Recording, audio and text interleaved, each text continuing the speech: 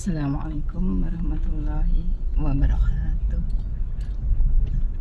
Hai, berjumpa lagi dengan saya Irnawati. Saya adalah dealer Public Gold.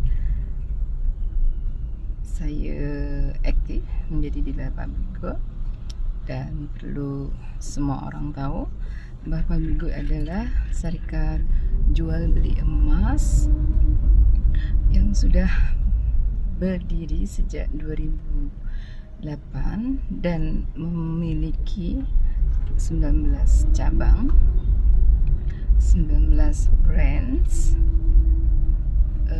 dan satu di Jakarta, Indonesia, dan lainnya of course di Malaysia dan Sabah Sarawak. Oke, sekarang saya tidak akan bercakap tentang Public Gold ya. Saya ingin bercakap tentang hutang baik. Masa tu saya buat tentang hutang jahat kan. Sekarang saya akan ulas sedikit tentang hutang baik. Okey, hutang baik ni boleh kita jumpai. Salah satu contohnya adalah jika kita membuat installment loan rumah, kemudian rumah itu kita sewakan. So jadi kita hanya menguruskan untuk deposit, kemudian guaman dan lain-lainnya, dan rumah itu akan kita sewakan. So jadi siapa yang akan bayar monthly installment tiap-tiap bulan? Bukan kita ya, tapi penyewa yang akan membayar untuk kita punya monthly ya. Okey, faham tak dekat sini? Okey. Hutang baik. Hutang baik adalah hutang yang boleh mendatangkan kebaikan kepada kita. Contohnya, yang paling jelas adalah membeli rumah. Membeli rumah bukan untuk diduduki, tapi membeli rumah untuk disewakan. Ini adalah hutang baik. Kenapa? Kenapa baik? Kenapa baik? Okey. Sini saya akan ulas sedikit ya. Dulu sebelum saya ada pengalaman untuk membeli rumah, saya banyak belajar daripada pakar-pakar. Saya join mereka punya Facebook, mereka punya talk, dan mereka punya website, mereka punya penulisan ya di internet ya. Semua itu boleh kita cari di Google ya. So jadi kita beli rumah kemudian kita sewakan, ini adalah sesuatu yang baik untuk kita. Kenapa? Karena setiap bulan kita tidak perlu untuk membayar installment bulanan untuk rumah yang kita beli. So di sini kita tidak ada pengeluaran lagi untuk anggaran keluarga kita. Jadi jika kita beli rumah kemudian kita sewakan adalah sesuatu yang positif, dia tidak merugikan. Okey, di sini kita harus banyak belajar ya. Apa keuntungan menyewakan rumah? Kita pun kena tahu juga ya, memilih rumah sesuatu properti yang menguntungkan. Kita tidak boleh main beli saja. Okey, saya beli, bukan. Kita harus tahu area tu macam mana, kemudian market sewa tu berapa.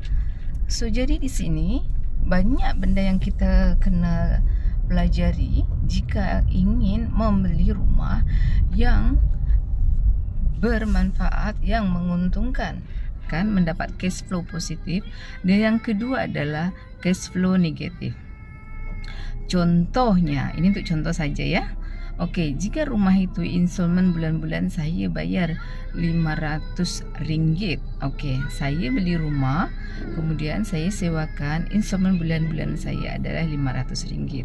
Kemudian saya sewakan setiap bulannya, rumah itu adalah RM600. Nampak dekat situ ada cash flow 100. Okey, cash flow 100 ini kita panggil cash flow positif sebab instrumen adalah 500 dan 100 adalah cash flow yang kita cakap itu adalah kadar keuntungan daripada sewa rumah kita. So nampak di sini hutang rumah kita menjadi hutang baik. Satu, kita tidak perlu membayarnya. Kedua, kita mendapat wang lebihan daripada sewa rumah itu. Okey. Yang contoh kedua adalah saya beli rumah dengan instrumen bulanan adalah RM1,000. Okey. Tengok dekat sini ya. Okey, perhati elok-elok apa yang saya cakap. Saya beli rumah instrumen adalah RM1,000. So, maknanya saya wajib bayar instrumen ke bank RM1,000. Okey. Kemudian saya sewakan ke penyewa, tetapi saya tidak mendapat harga sewa RM1,000, RM1,000 lebih. So, saya mampu sewakan saja RM1,000. Okey, RM1,000. So di sini saya dapat sewa daripada penyewa dan kemudian terus sahaja saya bayar kepada pihak bank. Okey. Di sini saya ada dapat cash flow positif tak? Tak, saya tak dapat. Saya tak dapat sebab ngam-ngam dengan harga sewa adalah sama dengan instrumen bulanan yang saya dapatkan. Okey, contoh ketiga. Saya beli rumah dengan harga RM800 instrumen setiap bulan yang saya harus bayar kepada bank. Kemudian saya sewakan rumah itu, saya boleh sewakan rumah itu dengan harga 600 sahaja. So saya tidak dapat penyewa yang harganya 800 ke atas. Saya tidak jumpa penyewa yang sudi menyewa rumah saya dengan sewa bulanan 800 ke atas. So saya hanya jumpa seorang penyewa yang sudi sewa duduk dekat rumah saya setiap bulan hanya mampu membayar 600. So di sini dikatakan saya adalah negatif cash flow sebanyak RM200. Okey, negatif cash flow sebanyak RM200. Okey, kita balik lagi kepada rumah yang pertama tadi. Rumah pertama saya mendapat cash flow RM100. Rumah kedua saya tidak dapat cash flow. Tidak ada lebihan sama sekali. Dan rumah ketiga adalah saya rugi RM200 sebab sewa adalah lebih rendah daripada instrumen bulanan yang saya harus bayar. Nah, di sini ada 3 kategori ya sewa rumah ya. So jadi kita sebagai pelabur di bidang properti ini, kita kena pandai memilih. Kita kena pandai memilih properti mana yang boleh menghasilkan cash flow positif. Sebab itu kita beli rumah tidak boleh asal beli, main hentam beli sahaja. Bukan ya. Ada caranya, ada ilmunya. Macam mana kalau kita nak beli rumah untuk mendapatkan cash flow yang positif? Banyak benda yang harus kita kaji. So, hutang baik tadi, okey, kita tengok tadi ya. Cash flow positif 100, tidak ada cash flow. Yang ketiga adalah cash flow negatif 200. Okey. Ini saja yang akan saya sampaikan, tetapi saya akan berjelas lagi dekat cash flow yang negatif 200 tadi.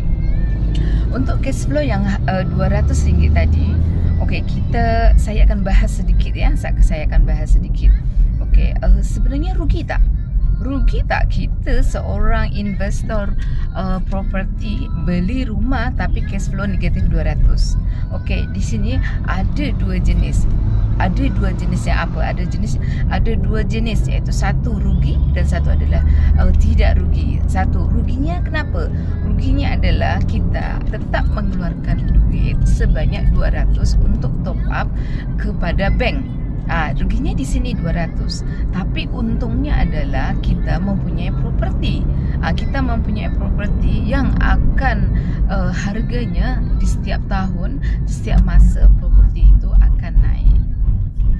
So jadi kalau kita fikir balik lagi, walaupun kita beli rumah dengan cash flow yang negatif 200, sebenarnya kita ada untungnya, okey?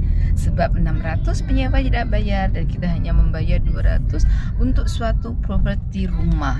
Okey, di sini faham? Okey, saya akan ulas balik semula. Okey, belian rumah, pinjaman rumah, pinjaman bank adalah hutang positif. Okey, kena diingat ya, itu adalah sebagian hutang positif. Okey, itu saja yang akan saya sampaikan hari ini. Terima kasih. Terima kasih sudi menonton. Sila like dan share, subscribe. Terima kasih. Assalamualaikum.